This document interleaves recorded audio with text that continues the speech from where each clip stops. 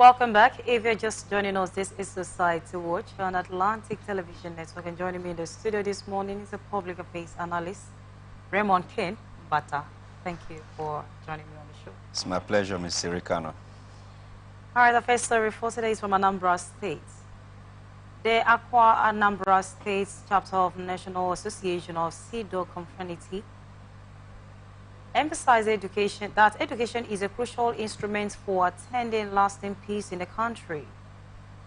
Ngwa Lalu, a member of the National Association of CEDAW, said certification and learning are two pieces of evidence that authenticate that one has passed through the education process.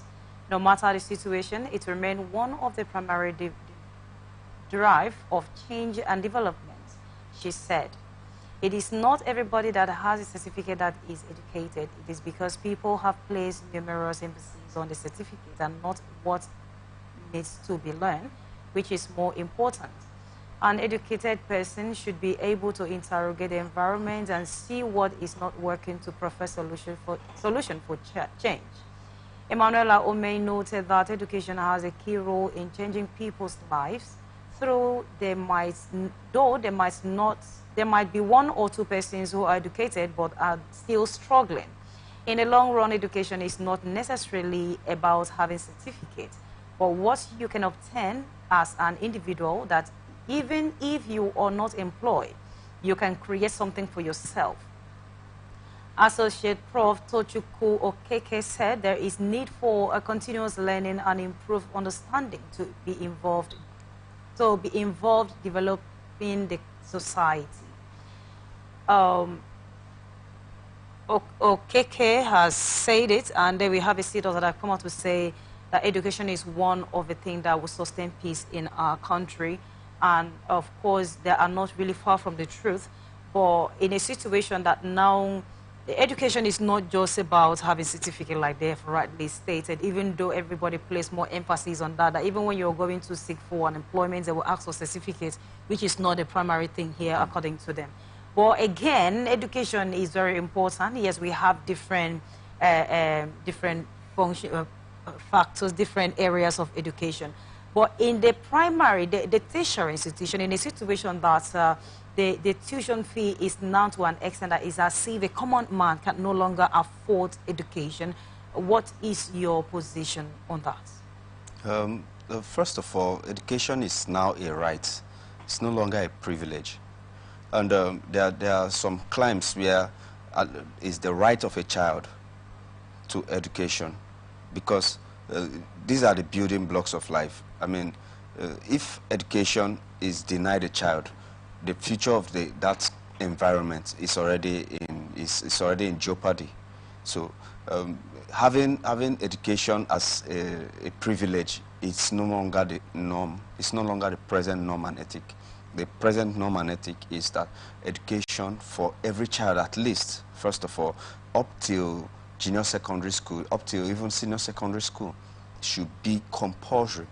You get, because these are the parameters that most countries use in judging other countries. Like, are you developed? Are you underdeveloped? Are you a third world country? Are you mismanaged? Are you in the League of Nations where they are at that high strata of life? It has to always do with how educated are the people. It's not really how rich, how wealthy are the people. It's always how educated are the people.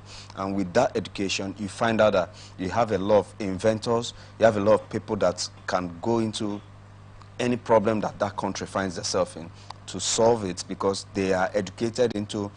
Education brings to them that process of being able to handle any problem that comes their way.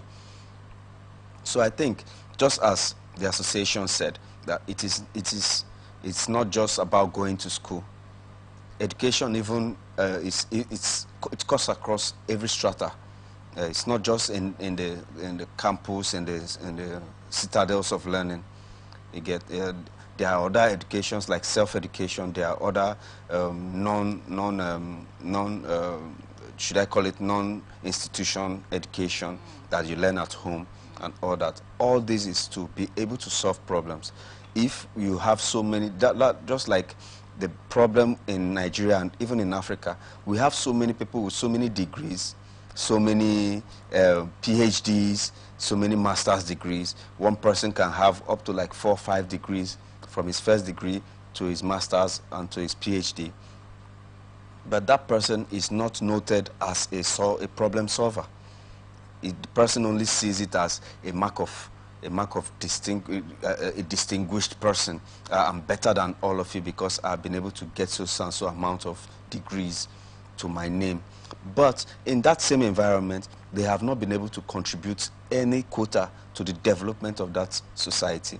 That means that it's a useless education that the person just passed through. Now, the CEDOs, they have just raised the topic again. They have just come up again with this initiative to let the people know that indeed it's not really about certificates, but we are in a country where, let's say, the informal education is not really appreciated because, you know, like I stated earlier, if you're going to look for a job, what they're asking for is a certificate, even if you know how to do. But as long as you don't have the paper to present, they see you as one that is not, should I say, informed, or the one that is not educated. So don't you think that this is adding up, making what the society is really the one adding up, making the people not to really go for informal education? Because what they are saying here, if you must be an employee of labor, yes, you need to have a skill, right? But in a situation that they don't see those people as capable enough, don't you think that they want adding to people running to certificates to an extent of even buying certificates just to prove themselves that they are educated? I think, first of all, we'll take note of the fact that there have been a lot of people that have been discriminated because of not being certificated. They don't have these papers to prove that they passed through an institution of learning. But they happen to maybe go to a roadside mechanic and learn how to do, how to repair cars and stuff. And right now they are able to feed their families and even do things that even those with certificates were not able to do. And they have now, it's like they are now looking at it like a karma back to the society, like you didn't believe in us. But right now we are the helm of affairs. We have money. I mean, anybody that knows how to do pipeline welding, even if the person did not go and do petroleum engineering or petroleum sciences in the college or in the university, but that person is contributing heavily to the society and is making a lot of money. That person on his own will not want to encourage people to want to go through institutions of learning, because it'll be like all the school where they learn finish, waiting come out, nothing. You get Exactly. the point? Yes, but the person is so it doesn't matter how much discrimination that has been done to these people. Okay, now if you're looking in Nigeria in particular, yes, we have majority that have gone through formal, of course, informal education as well. And the CEDOs are saying that this will create a lasting peace. So how possible, what exactly do they mean when they say to create a sustainable peace in the country? Is it that in Nigeria we are not educated enough? That is why we are having these insecurity issues? Is it that we are not educated enough? That is why these economic ups and downs is actually coming. What do they mean by education creating a lasting, sustainable peace in the country? I might not be able to, on my own here, based on I'm not a member of the Pirates Confraternity, the CEDOGs, National Association of CEDOGs. I might not be able to interpret it as much as they will interpret it. But from my own perspective, what it means is that for peace, for any place where there's peace, means that there are people, there are elements of problem solving there. So if you have a lot of information on how to solve problems, you naturally have a peaceful environment. A peaceful environment is a product of problem solving. It's not a product of how many schools are in that location. It's a product of how many people can solve problems in that place. So I think even our educational system has to shift from just garbage in, garbage out to actually problem-solving approach. I think maybe that's what the Pirates Confraternity or the National Association of CEDOGs is trying to buttress, that there will be peace if many of us have education, that's the kind of education I mean now, is education that can solve problems. What do you mean? When you're saying education that can solve problems, what kind of education solve problems? Certificates now doesn't solve problems. We have people with a very good skill, ability. It's not solving problems. So what kind of education are you talking about when you mean solving problems? No, education on its own. I mean, don't let the Nigerian factor get everything twisted. If in Nigeria, our own system of education has not helped us solve problems, it has helped other countries. So the education, everything about education here is getting knowledge to be able to affect your society for the betterment of just not you, but for everybody. If we are in this studio here now and the AC is not functioning and there's an electrical engineer here that cannot repair these ACs, that person is not a problem solver.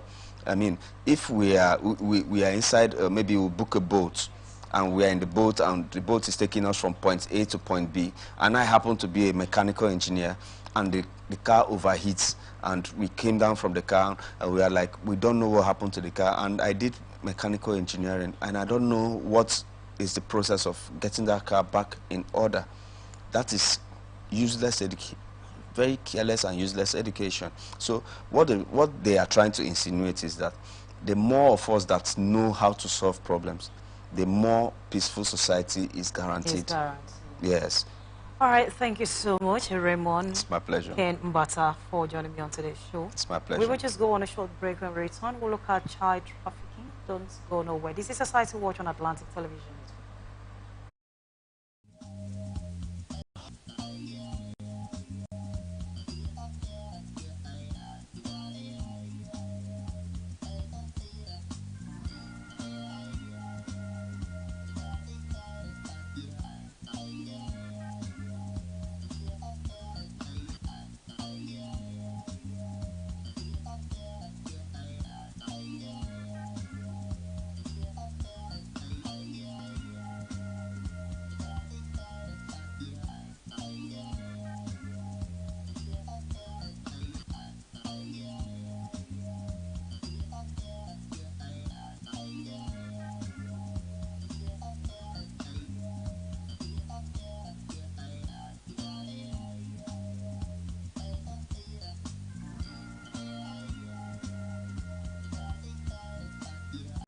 From the line across the ocean to the land beyond the mountains, through the Sahara, we bring on-the-spot news, live analysis, expert discussions on trending stories in politics, business, socio-economy, sports, and documentaries.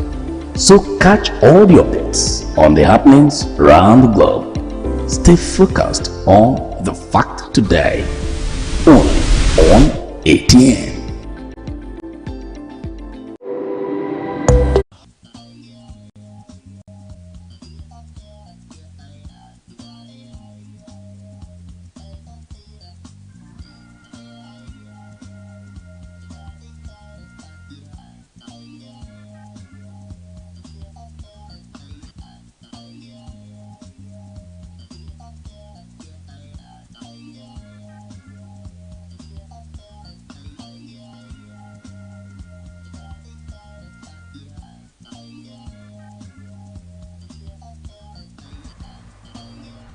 Welcome back. If you're just joining us, this is Society Watch on Atlantic Television Network. And I told you when we return from the short break, we were going to look at child trafficking. And joining me in the studio this afternoon, to tackle these issues is a public affairs analyst, Ora Ugochukwu. Thank you for joining me. Thank you for having me on the show.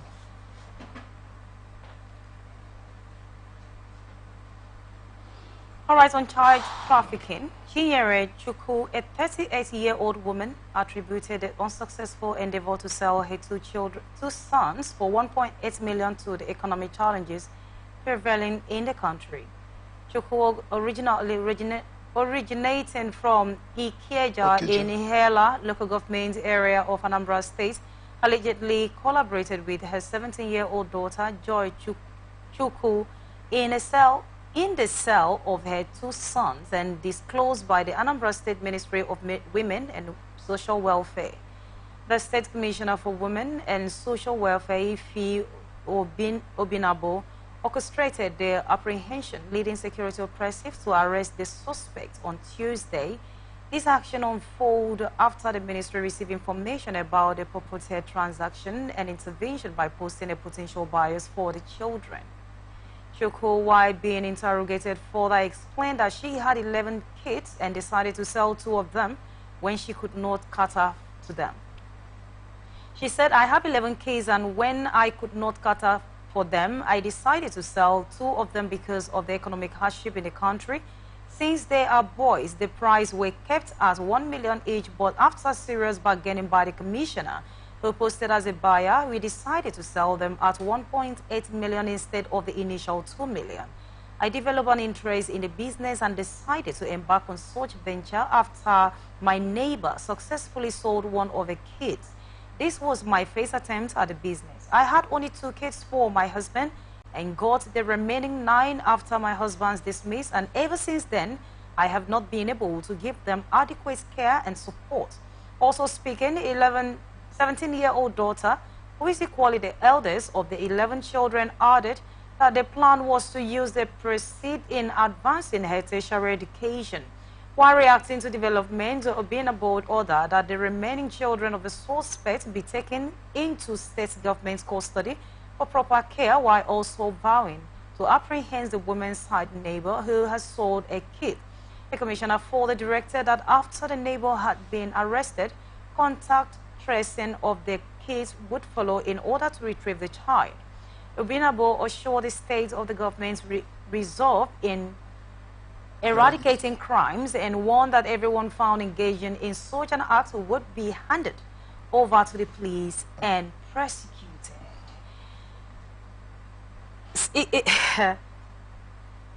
It seems selling of children is now a huge business in our country. This is not the first one, it's not the second time we have talked about this, and it seems it's now a lucrative business for parents. And something actually struck me that when she said a commissioner posted as a buyer. So if we will say, let's call on the government to help fight this issue, eradicate this, to talk to parents, to educate parents again on selling of children, child trafficking, and we have a commissioner involved in this, even though the name has not been mentioned. Don't you think that this is a serious issue in our country, in a situation that selling of children is now one of the fastest business that parents see to have? For clarification purposes, I think the commissioner was involved in getting the woman arrested, because from the stories like... We have a commissioner that who was involved in getting the woman arrested, and we also have another who posted as a buyer, according to her. Okay, I thought that was part of the police investigative work. Okay. That being said, human trafficking and all this is not just a Nigerian problem, it's an international problem. But like, if you look at the woman's story and her daughter's story, it's the Nigerian part now, it's the economic tragedy that has bequeathed us as a people that's playing a major role in the decisions that this woman has made. So it's really a bad thing. And I think this is not much of a government problem, it's a societal problem, you know. The question is, have you ever asked yourself why the people that do high-end jobs, that earn much more, that own businesses, do not have plenty of children? It's very rare. Honestly. But you see people that do the smallest jobs, that earn the leanest, have... Imagine somebody saying her late husband, she had 2 kids with her late husband. Have the other 9. You had 9. Why were you? What were you busy having 9 kids for? I'm not in the business of judging people, because I can't know the whole circumstances that surrounds that. But the point is that a crime has been committed and a crime has been found. Now the question is, what have we done in the society as a people? Because this has consistently been going on. These stories pop up every now and then. Well, I think I was in a police station, was it last year or year before last or so, and I saw a policeman come with a picture because some kids were rescued in Port Harcourt here. that they were putting up them for sale. They kept them in the power. Small kids, small children. So I saw a Boba policeman come with a picture looking if one of the people that were found was his child that was missing. I saw some parents that have not, the children couldn't even remember the parents. They've been missing for a couple of months, years, you know. So people are doing this business in our society. All right, look at it. That is a case of another carrying people's children to go and sell. This is a case of me carrying my own blood to go and sell. And do you know what actually, the funniest part of it is, this woman had this conversation with her daughter, 17-year-old, and then even 17-year-old is involved in this kind of thing, having this mentality, we need to sell our brother in order for me to go to school. What happened when she grows? Don't you think that this will have a way of affecting her psyche, that when she grows, she will just see selling children as a fastest way to make money? Nigerians already do worse things to make money. It's just that these things are not exposed in our society now because maybe the proper attention has not been given to them. Nigerians do a lot of things today to make money. It's the situation we found ourselves. Some of the things we look them and brush them aside because it's not been exposed. But the fact is that a lot of things are going on in this country, and because of the imbalance in the society and the lack of connection with the people and the leadership, the government, that's why a lot of things, because if I grew up in a society where it's better for your neighbor to see you doing something bad outside and punish you than even tell your parents. It's better for you that you were punished outside, because if they tell your parents, it's double punishment. So there was a lot of community upbringing. But now it's not there again. Now, if you correct somebody's child, you might actually end up being arrested. You understand? So it's the kind of society we live in today. This is the society we find ourselves. All right, let's look at the third story for today. A fire incident has destroyed a multi-million-naira church auditorium in Surulere, Lagos. Adeyin George Ikeja, Lagos State, belonging to the household of David Church. Confirming the incident to our correspondent in a phone interview, the Lagos State Fire Service spokesperson Amodu Shakari disclosed that the church auditorium ceiling was overheating, which caused it to collapse and ignite a fire. They said the fire was, however, made to confirm within the church auditorium. It started from Y slavering adjoining property. The relevant agencies involved were the Lagos State Fire and Rescue Service, Aluswa and Ikeja Fire Station, Las Babos, Las Ma, and the Red Cross. And the property involved in the destruction of the fire, including the auditorium and church hall items. Reacting to the tragedy, the senior pastor of Household of Davis, Olusola Osomakinde, in a video on Instagram, said it is a painful experience. According to Olusomakinde, a passerby made fun of him by inquiring where was Jesus when this happened. He said, as we know, Mercy Conference started today, but something happened that I just want to put a message out there to people. I came here this morning, everybody was setting up, everything was going fine. All of a sudden, we started hearing that there was a fire and something up there on the roof of the church. I know there will be reaction and people will say that and that, but that is none of my concern now. The most important thing is that we thank God no life was lost, and we thank God for everything. We are not to be discouraged, but to believe in God that we will still go on with the conference. This is painful experience, no doubt. Everyone walked into the compound mocking, saying, where is Jesus when this happened? We don't owe people an answer. All we believe is that all things work together. We will not back out because of this, but the grace of God, all things work together for good. Let's look at hear from the senior pastor. Praise God, blessings of grace, and we thank God for everything. Well, thanks a lot to Nigeria, and as you know, Mercy Conference starts today.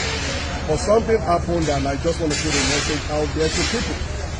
I came here this morning, everybody setting up, everything was going fine. All of a sudden, we started hearing that there was fire, something up there on the roof of the church, and it became bigger. From the beginning, we actually called the fire services, who did not arrive until 1 hour after. Painfully, we watched everything till everything got burned completely. You can look around. I just want to show you the entire church. And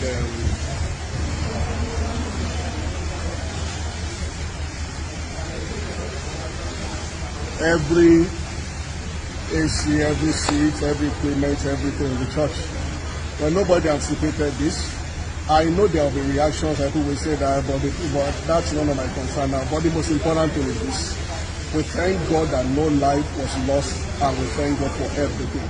We are not too discouraged. We believe God that we will still go out with the conference. And in the name of Jesus Christ, I just want to say this to everybody out there. We are not sad, we are happy. The Bible says, no not to God, but maybe I should use a better scripture. All things work together.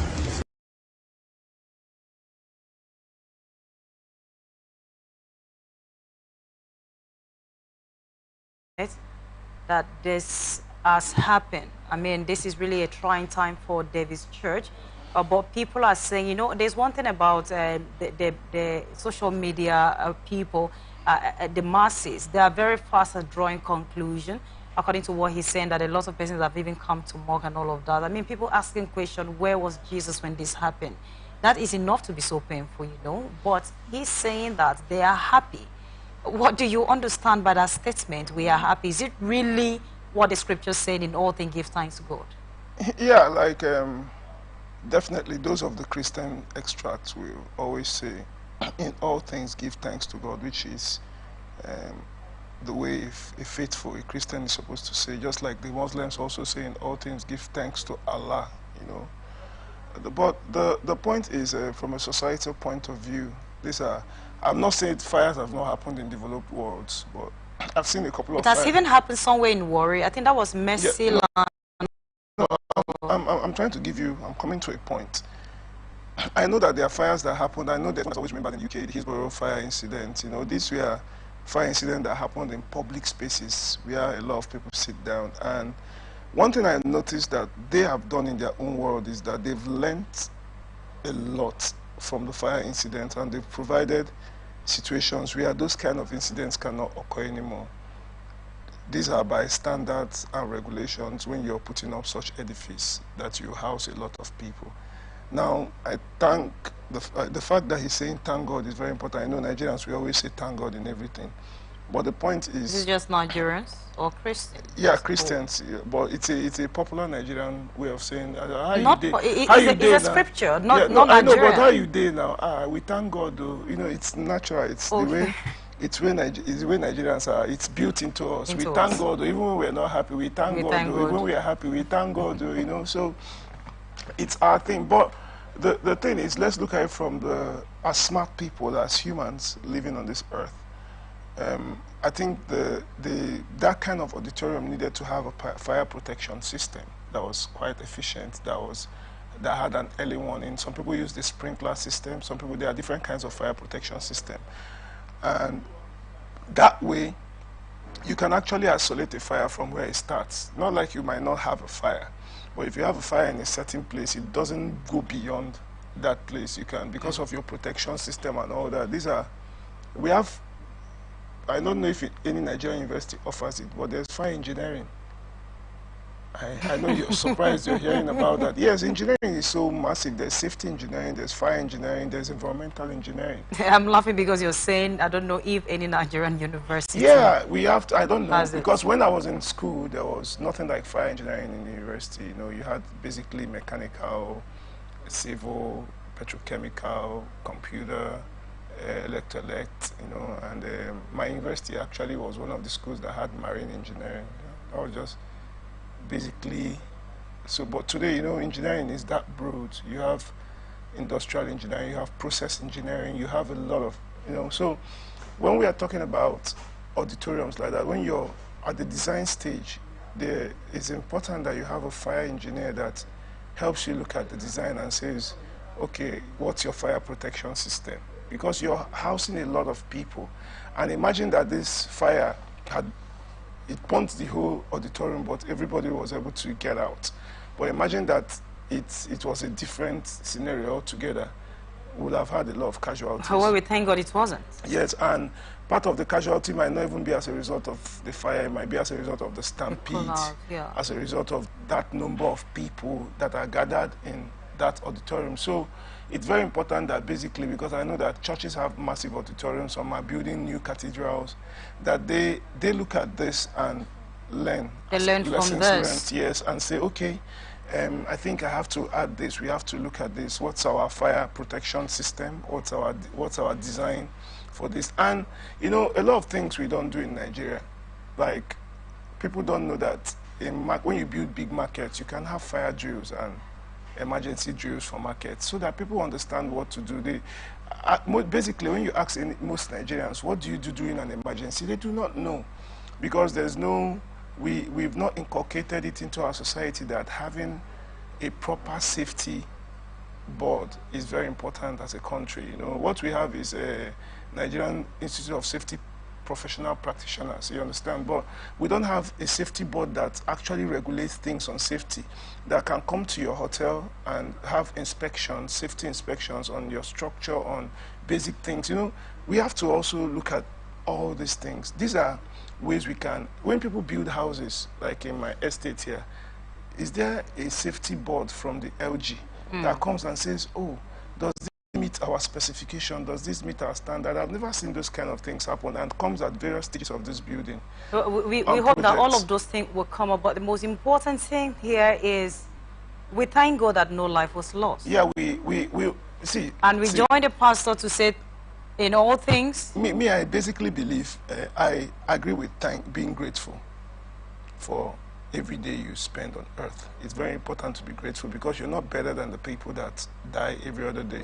But I also am of the belief that death and life are natural things. No, we don't want to go into that, but for now we are grateful. It's just the building, just the edifice that's gone. And people are already asking question, where was Jesus when this happened? So you can imagine if life was involved. Maybe they would have been hearing a different story. People would definitely so say in that. all things, we give thanks to God. And we really sympathize with the pastor, but we are happy at the same time that no life was lost. And they should learn let's look at our the last story for today on cybercrime.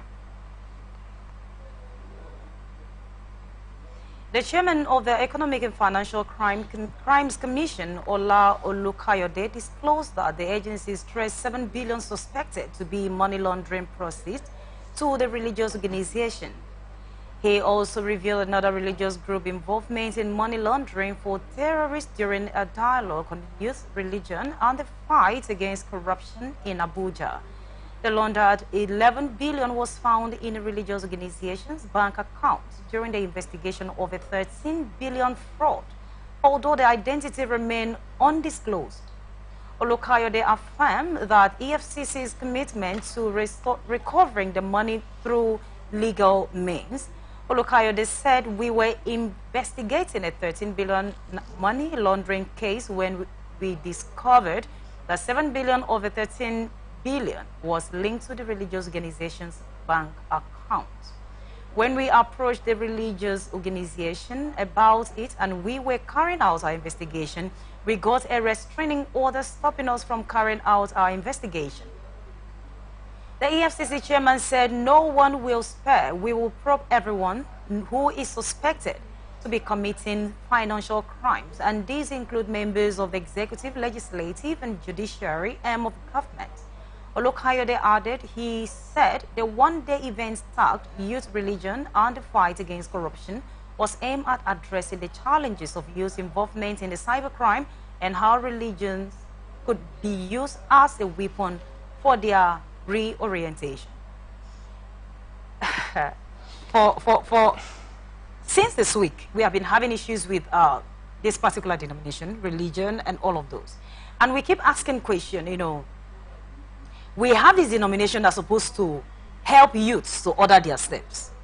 But it seems they are now helping youths allegedly to destroy their steps.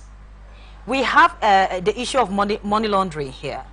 They were carrying out, EFCC were actually carrying out investigation on the money laundering, that's 13 billion, and they realize that 7 billion is in a religious account. And then they have gotten a restriction from them carrying out their investigation. What do you have to say about this? Is it not bringing a kind of disorganization, this confusion to religious organization? My problem with this whole EFCC, I saw this news yesterday, I saw it on Twitter, on X, or how you call it today. My biggest challenge with this whole story is, you know, during an investigation, especially a crime investigation, we, as the public, we are not supposed to be privy to the investigation until arrest has been made.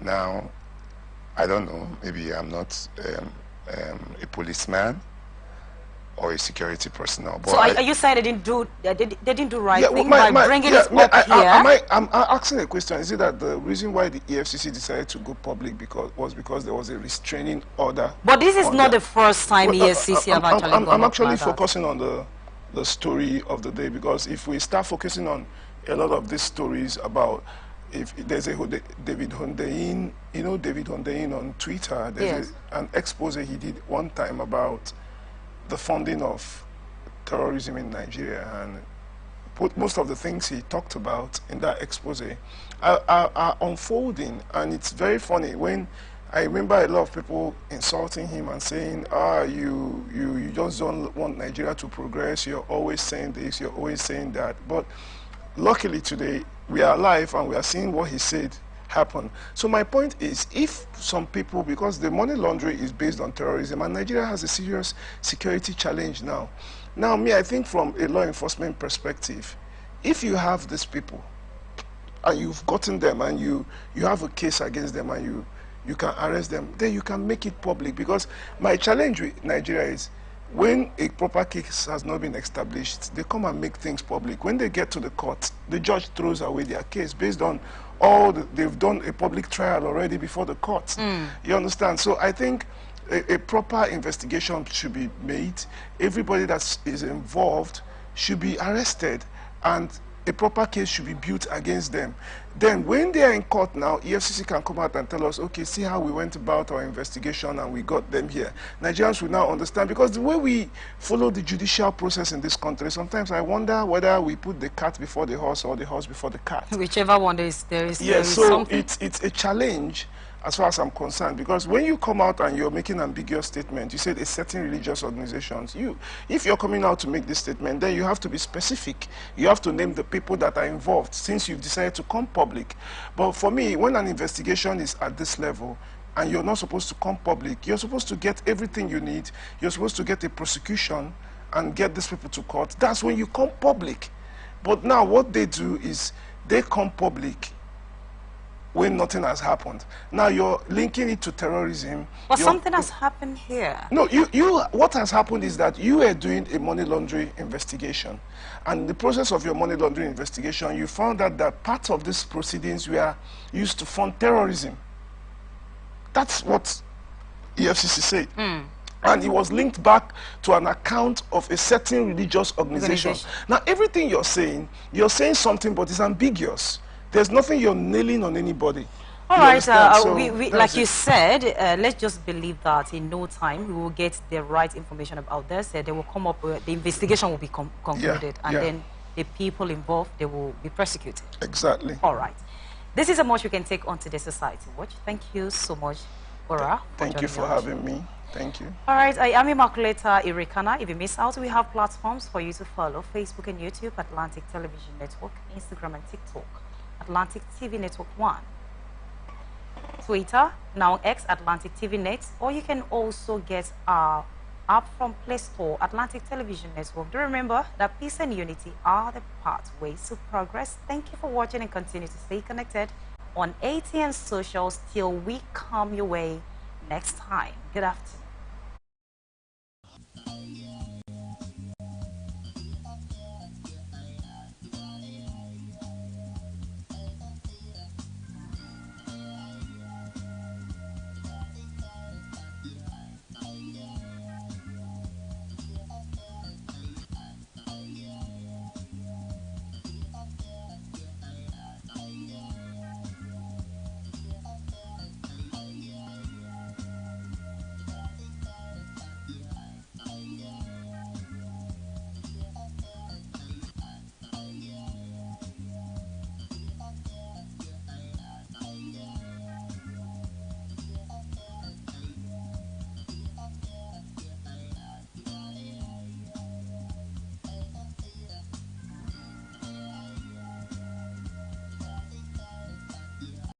from the line across the ocean to the land beyond the mountains, through the Sahara, we bring on-spot news, live analysis, expert discussions on trending stories in politics, business, socio-economy, sports, and documentaries. So catch all the updates on the happenings around the globe. Stay focused on the fact today, only on ATN.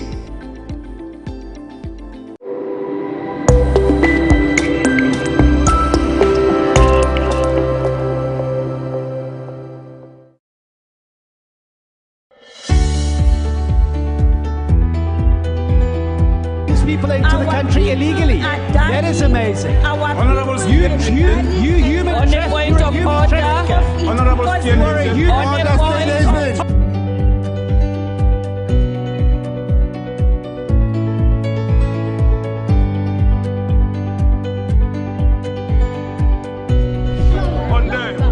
they are not picking our calls. They made up their minds. So no agreement with the EU, but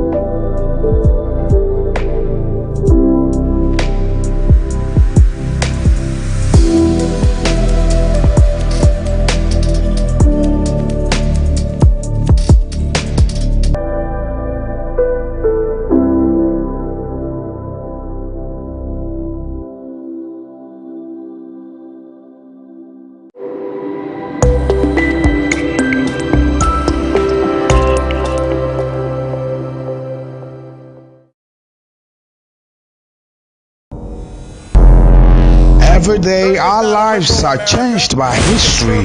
We are one people, all of us. Leaders, politics. Nobody's ambition is what's the blood. I have fought a very firmly. Natural occurrence, war, and the world economy. I belong to everybody and I belong to nobody. ATN covers it all on ATN Politics today.